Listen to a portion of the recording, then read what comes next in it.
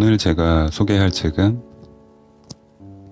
프랑스의 작가이자 영화 감독이기도 했던 마르그리트 듀라스의 글이라는 책입니다. 저는 이제까지 살아오면서 적지 않은 책을 읽었습니다. 하지만 글을 쓰고 싶게 만드는 글을 쓰는 작가는 많지 않았는데요. 저로 하여금 글을 쓰고 싶게 만들었던 작가를 떠올려 보면 부캐의 귀선이라는 책을 쓴 미국의 작가 헨리 밀러, 그리고 영혼의 자서전이라는 책을 쓴 니코스 카잔차키스, 그리고 또 미국 현대문학의 이단아 또는 아웃사이더로 불리는 시인이죠. 찰스 부코스키, 그리고 또 사막이라는 소설, 그리고 홍수라는 소설로 또 유명하죠. 프랑스의 작가 르 끌레지오 등이 있습니다. 작가들에게 글쓰기는 늘 완성을 향한 욕망이겠지만 실제로 완성된 듯한 문장이나 글은 완성보다는 완벽한 미완성의 여백을 남기는 경우가 많을 거라는 생각을 합니다. 왜 완벽한 문장이 아무 의미도 전달하지 못하는 공허로 남을까? 그 이유는 글이 무언가를 담고 있어야 한다는 강박이나 글에 무언가를 전달해야 한다는 강요를 담게 되기 때문이 아닐까 싶습니다. 어떤 작가는 지식을 담고 싶어 할 것이고, 어떤 작가는 감동을 전달하고 싶을 것이고, 그렇게 작가마다 제각각 전달하고자 하는 자기만의 알맹이들이,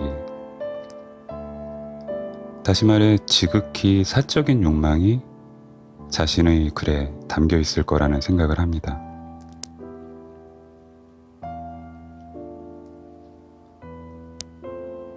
그러나 글 자체는 사실 에너지로 존재한다고 생각합니다. 구체적이지만 무형이고, 눈에 읽히지만 가슴에 들어와 박히는 못 같은 것. 완성된 글은 화산을 닮았습니다. 용암이 뿜어져 나오는 화산은 그 자체로 하나의 거대한 풍경을 이루고 무질서한 형태의 거대한 에너지를 느끼게 합니다. 많은 작가들이 자신의 글에 질서와 형태를 부여하려고 하지만 사실 자연의 에너지는 질서도 형태도 갖추지 않은 거대한 에너지로만 존재합니다. 책의 한 대목을 읽어보겠습니다. 우리는 자기 안에 미지의 인간을 품고 있다. 그렇게 쓰기에 이르는 것이다. 쓰여진 글도 병이 들 수 있다. 글쓰기는 미지의 존재다. 쓰기 전에는 쓰게 될 것에 대해 아무것도 모른다. 쓰기 전에 쓰게 될 것에 대해 알 수 있다면 절대 글을 쓰지 않을 것이다. 쓸 필요가 없을 것이다. 글은 바람처럼 온다. 아무것도 걸치지 않았고 잉크이고 쓰인 것이다. 그리고 다른 무엇과도 다르게 삶 자체가 아닌 그 무엇과도 다르게 삶을 지나간다. 그렇습니다. 가장 자연에 가까운, 그래서 자연스럽고 동시에 부자연스러운 무질서와 무정형의 틀에서 발산되는 에너지를 느끼게 하는 글. 오랜만에 그런 글을 만났습니다. 바로 마르그리트 듀라스의 글입니다. 이 책은 작가 자신의 글을 이야기합니다. 자신의 글이 어떻게 나오는지, 그리고 자신의 글이 어떻게 나와야만 자신이 만족하는지에 대해 이야기합니다. 문장은 미완성인 듯 맥락 없이 끊기고 엉뚱한 자리에 도단한 잡초처럼 정해지지 않은 공간에서 불쑥 시작됩니다. 이렇게 무질서한 문장들이 가슴을 파고 들어와 펜을 쥐라고 말합니다. 너만의 시간 속에서 너만의 속도로 호흡하며 너만의 활자들을 뱉어내라고 말합니다.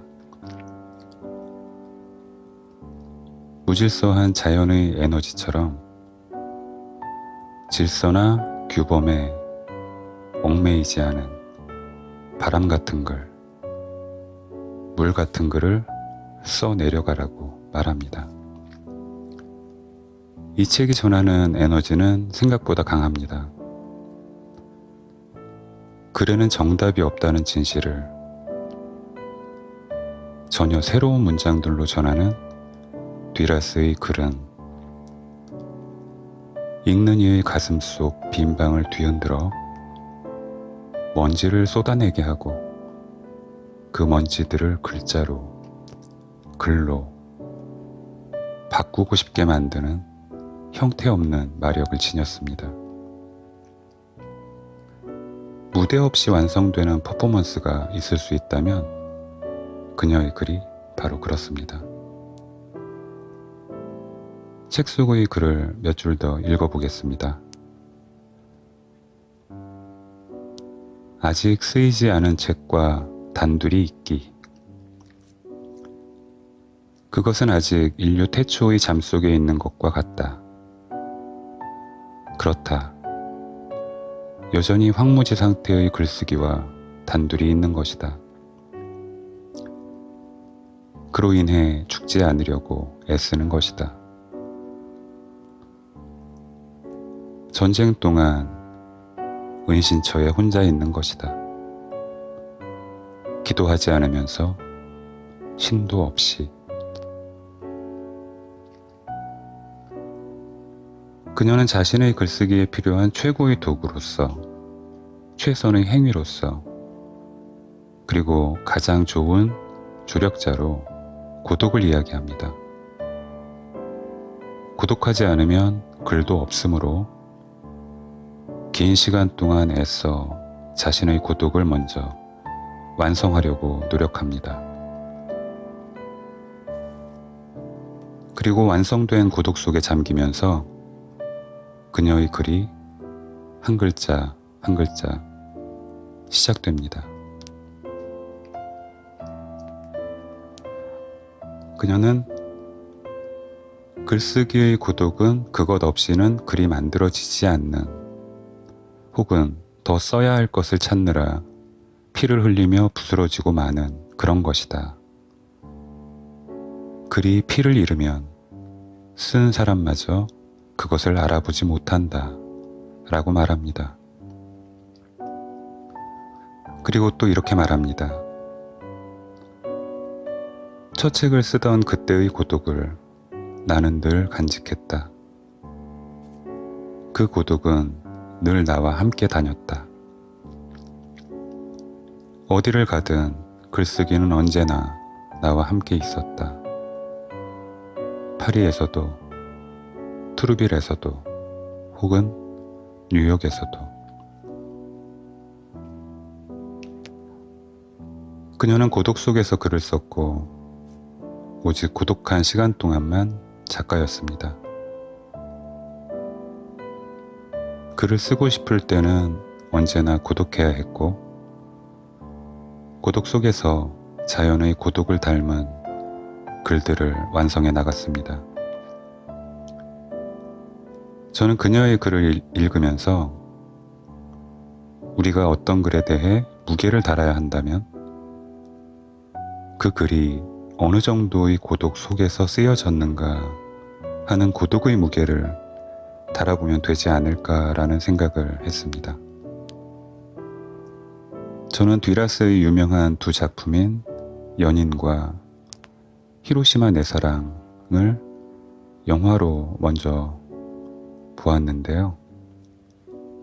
저에게 아직 읽지 않은 그녀의 글이 남아있다는 것이 행복합니다. 마지막으로 글에 대한 그녀의 글로 이 책의 소개를 마치겠습니다. 나는 무슨 얘기든 할 수 있지만 사람들이 왜 글을 쓰는지, 어떻게 글을 쓰지 않을 수 있는지 그것만은 영원히 알 수 없을 것 같다.